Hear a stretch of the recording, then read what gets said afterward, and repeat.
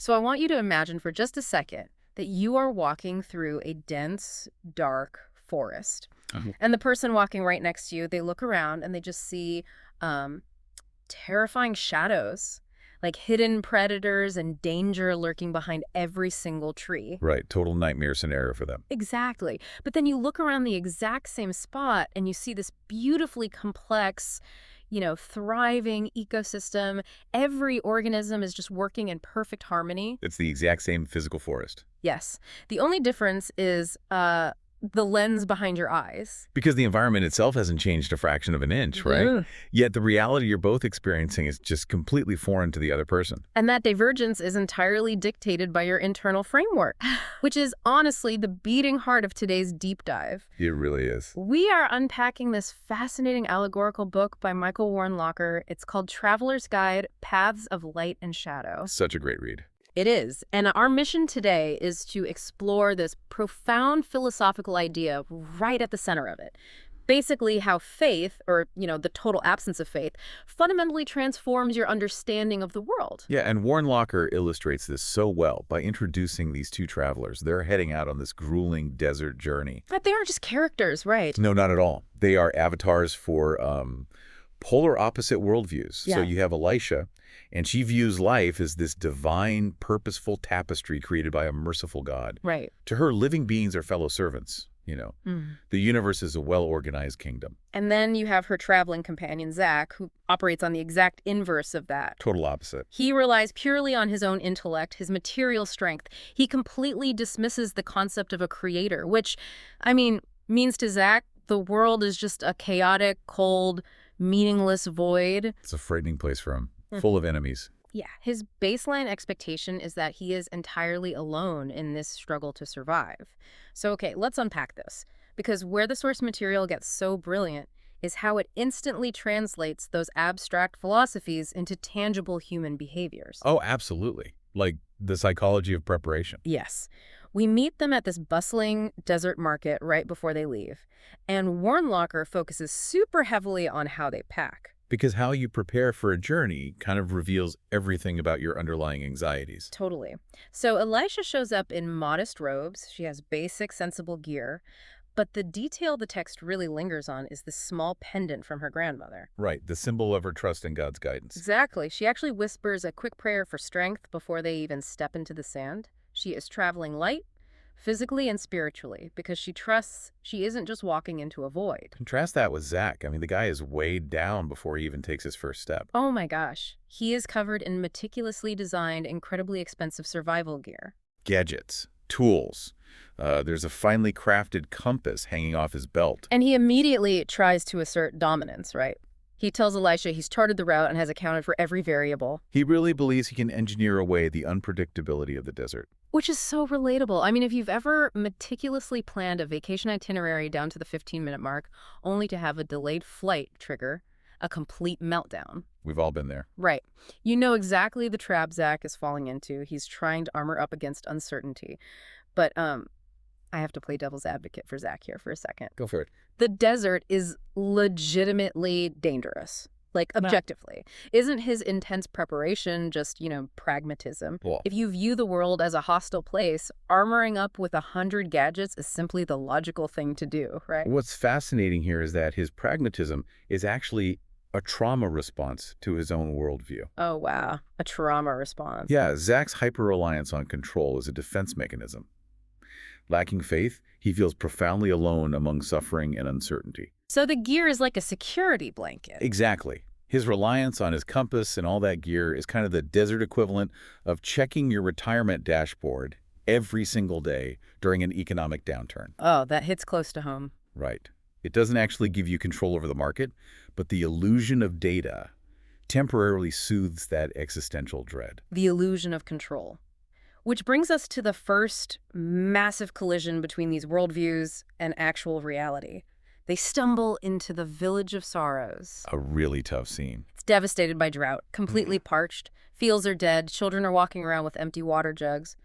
And Zach's immediate response is to mutter, "Unfortunate, but not our problem." Because Zach is operating under a strict zero-sum cognitive bias. Right. In a universe he perceives as chaotic and where resources are scarce, Helping strangers is just a terrible return on investment. Hmm. Giving away his water literally means he loses life. So his unbelief literally produces isolation. Exactly. But Elisha operates under a totally different framework. She doesn't see a meaningless obstacle. She sees fellow human beings. So she dives right in. She starts sharing her water and her food rations almost immediately. Yeah, and tending to the elders. She uses balm on a sunburn, she wraps up a swollen ankle, she even plays games with the kids, making little crafts out of the dry vegetation. Which is amazing, but But I have to push back again. Giving away limited water in a desert isn't just generous. From a purely biological standpoint, it's arguably reckless endangerment, right? Does Elisha's faith just blind her to the physical reality of the desert? that is exactly the assumption Zach makes. But let's look at the deeper mechanism here. Elisha operates under a non-zero-sum framework. Okay, unpack that. She sees living beings not as strangers competing for resources, but as fellow servants of the same creator. Her faith dictates that social cohesion, shared morale, and compassion actually increase collective survival odds.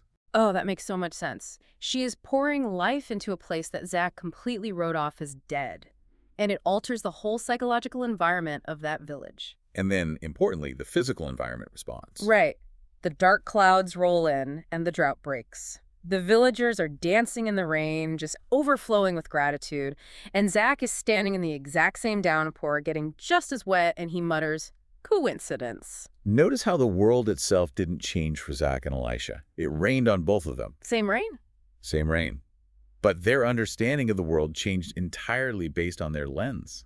Faith produced connection, peace, and immense gratitude for Elisha. While unbelief kept Zach locked in this state of spiritual darkness and fear, even while he's standing in a literal shower of relief. It's tragic, honestly. It is, and that distinction perfectly sets up the next thematic argument of the book, the vulnerability of the hyper-rational mind. This is such a great pivot.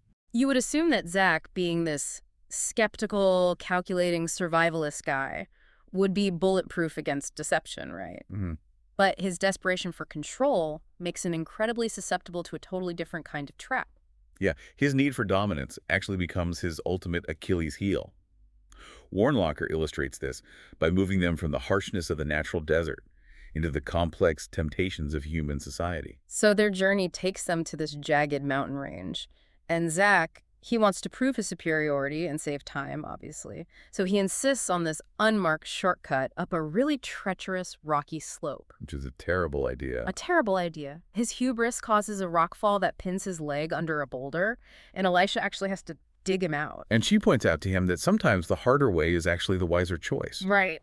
A believer often views trials not as meaningless suffering, but as necessary crucibles. They're meant to strengthen character. By trying to bypass the trial, Zach nearly destroys himself. And you'd think he'd learn his lesson from almost getting crushed.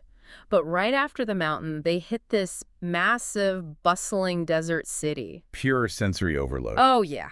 Spices, silks, merchants, hawking wares everywhere. And here's where the ultimate irony of Zach's worldview plays out.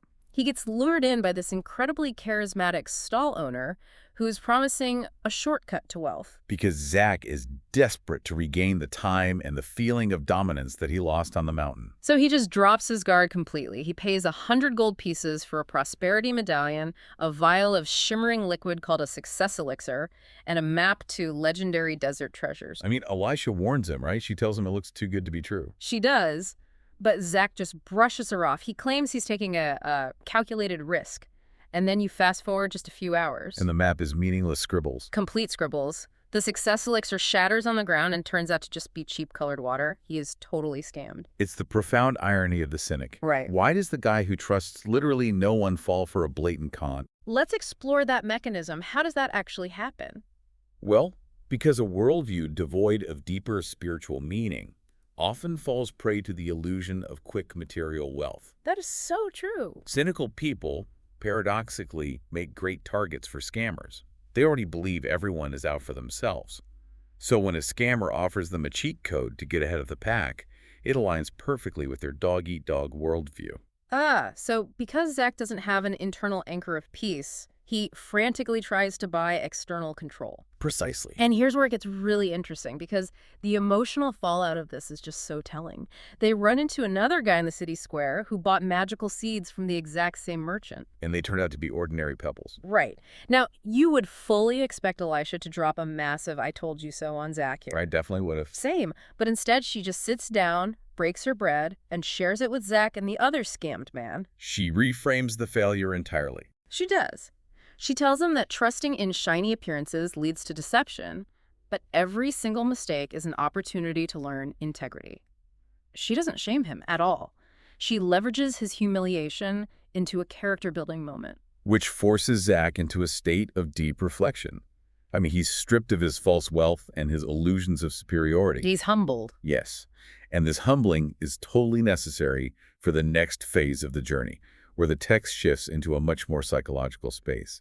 The environments they encounter next serve as direct mirrors to their internal states. The mirror of reality. So they wander out into this vast plain dotted with ruins, and they stumble upon an abandoned dry garden tended by this old hermit. Such a powerful scene. It really is. Zach looks at the brittle plants and the dry soil and just bluntly calls it a wasteland. He says it's dead, just like everything else in the universe. But the hermit counters with this paradigm-shifting concept. He tells Zach, if you see despair, perhaps it is your own despair staring back at you. If we connect this to the bigger picture, the text is really diving into theology here. The hermit explains that the garden isn't dead at all, it's resting. Right. He suggests that all living things, the plants, the animals, even the wind itself, are like contented soldiers in an army of life. They glorify their creator by simply existing and fulfilling their roles. So what Zach cynically labels as a meaningless wasteland is actually a harmonious, necessary season of dormancy. It's part of a much larger organized cycle. The world is functioning perfectly. It is Zach's perception that is broken. Exactly. And the ultimate stress test of that perception happens immediately after. They enter the Valley of Mirages. Oh, man. Wornlocker describes this place as a treacherous canyon where the atmosphere actively preys on a traveler's deepest fears and desires. It's terrifying. As soon as they walk in, Zach is just bombarded. He sees visions of golden thrones and cities bowing to his command. It plays right into his obsession with dominance. But every time he reaches out, they vanish into thin air. The valley is mocking his reliance on material power. And then, when the desires fail to actually tempt him, the valley pivots to his terrors. Zach suddenly experiences a vision of total abandonment. His worst nightmare. He is surrounded by pitch-black darkness. He can't find Elisha anywhere. He's convinced he is entirely alone in a hostile void, and he just spirals into a full-blown panic attack. It's hard to read. It is. But think about this for a second. Is the valley essentially just a physical manifestation of confirmation bias? Like, Zach expects the world to be cold and isolating, so his brain simulates exactly that specific terror. That is precisely what is happening. Yeah. Confirmation bias dictates that we find the evidence we are actively looking for. Right. Stripped of his gadgets, his money, and his arrogant pride, Zach is left alone with his core belief. Yeah. That he's just a solitary accident in a meaningless universe. The valley amplifies that terror until it literally paralyzes him. But meanwhile, Elisha is walking through the exact same geographical valley, and her experience is profoundly different. Night and day. She sees illuminated paths. She hears whispers of encouragement. She isn't panicked at all. She is deeply anchored. Because her core belief is that she is never alone. She recognizes the creator behind the creation. So when Zach is literally on his knees, paralyzed by this nightmare of isolation, Elisha guides him out of the darkness, using only the sound of her voice. It's so beautiful. She calls out to him with this incredibly powerful line. She says, "You never lose what God has placed beside you. You only lose sight of it when you let fear take over." It is the definitive turning point of the whole book. Zach finally comprehends that Elisha's faith is not a naive coping mechanism. It's not a weakness. Oh. It is a profound, practical, psychological strength, an anchor that he entirely lacks. Yeah. All his variables and survival tools couldn't save him from the labyrinth of his own mind, but her faith could. He is finally emptied of his hubris, which means he actually has room to receive a new framework. And right on cue, they stumble out of the valley and arrive at the fabled oasis. The destination. And it's breathtaking, crystal clear waters, towering palm trees, and right in the center, a massive ancient tree with roots anchored deep into the earth. And sitting under that tree is the old hermit from the dry garden. The guide returns to administer the final lesson. Yes. Zach approaches the hermit, he drops his heavy pack, and he finally just surrenders. He admits, I've been walking blind, thinking I could do it all alone. He officially abandons his lens of self-reliance and fear. Which initiates the true climax of their physical and spiritual journey. Back in the ruined garden, the hermit had given Elisha a small leather pouch of seeds. I forgot about those. Right. Now, at the edge of this lush oasis, she finds a stubborn patch of incredibly dry, cracked earth. She kneels down and begins pressing the seeds into the dirt. And Zach watches her, and you can see that lingering rational skepticism fighting for its life in him. He asks how anything can possibly grow in such dead soil, even near the water. But this time, instead of scoffing and walking away, he gets down in the dirt with her. He participates in an act of faith, and they pour water over the planted seeds, but the water just vanishes into the cracks. For days, they are hauling water, they get their hands muddy, they toil under the brutal sun, and absolutely nothing happens. The dirt remains dirt. Which is so hard. If you're used to the instant gratification of a modern digital life, this kind of slow, unseen process is agonizing. It feels completely pointless. But the hermit watches them and imparts this final piece of wisdom. He explains that growth is slow. It occurs beneath the surface, dependent on forces entirely beyond human control. Right, like sun, soil, rain. You cannot engineer them. You can only trust the process and do your part. By watering dead dirt, Zach is abandoning his illusion of complete self-reliance. He is finally participating in a process rather than trying to dominate it. And the payoff is beautiful. After days of frustrating effort, heavy clouds gather over the oasis. A gentle, steady rain begins to fall, softening that cracked earth. The turning point. On the morning of the fourth day, Zach crouches by the patch of dirt and sees them. Tiny, fragile green shoots pushing up through the soil. He is just filled with wonder. The realization finally clicks into place for him. Real transformation isn't a life hack. It's not a success elixir you can buy for 100 gold pieces from a charismatic merchant. It takes time, patience, and a fundamental trust in forces greater than yourself. This raises an important question, though. How do we apply this to the reality we actually live in today? Right. Wornlocker's story makes it abundantly clear that faith isn't a destination you arrive at and then just sit back. It is a continuous, daily journey of cultivation. The physical elements of the desert didn't magically change their nature to accommodate Zach. The dirt was still hard, the sun was still brutal, the water still evaporated. But by adopting Elisha's lens, a lens of faith, humility, and perseverance, Zach's relationship to the desert fundamentally transformed. What he previously would have viewed as a frustrating, meaningless trial, like pouring water onto dead dirt, became a profound site of transformation. The universe didn't change. His understanding of it did. He finally saw the divine tapestry. So, what does this all mean? When we step back from the allegorical desert and look at our own lives, the core mechanism is undeniable. A person without faith often defaults to seeing life as frightening, meaningless, and full of competitors. They feel deeply alone among suffering and uncertainty. But a believer sees the exact same world as a well-organized kingdom belonging to an all-merciful creator. Living beings are fellow servants and signs of mercy. Unbelief consistently produces fear, loneliness, and spiritual darkness. Faith produces trust, peace, gratitude, and hope. It is a direct challenge to examine your own default settings as you navigate your day. Are you hoarding your resources, expecting traps, and viewing everyone as an obstacle in a zero-sum game? Or are you looking for the deeper meaning, ready to share what you have, trusting that even the dry seasons are simply a resting period before growth? It changes everything about how you interact with the person sitting next to you on the subway or, across from you at a desk. And I want to leave you with a final thought to mull over. Something that pushes past the boundaries of the individual characters we discussed today.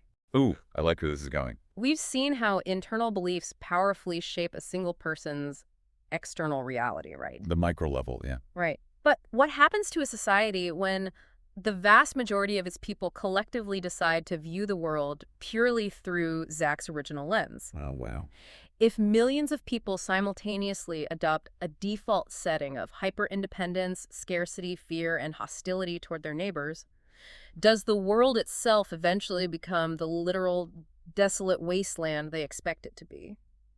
Do we manifest the very nightmare we are armoring up against? Exactly. That is a deeply sobering thought. It suggests that our collective worldview is quite literally a self-fulfilling prophecy. We build the world we believe we are living in. We really do. Yeah. Because when you step outside tomorrow, you are still walking through that incredibly dense, complex forest. The trees are the same. The shadows are the The same. only question is, what are you choosing to see?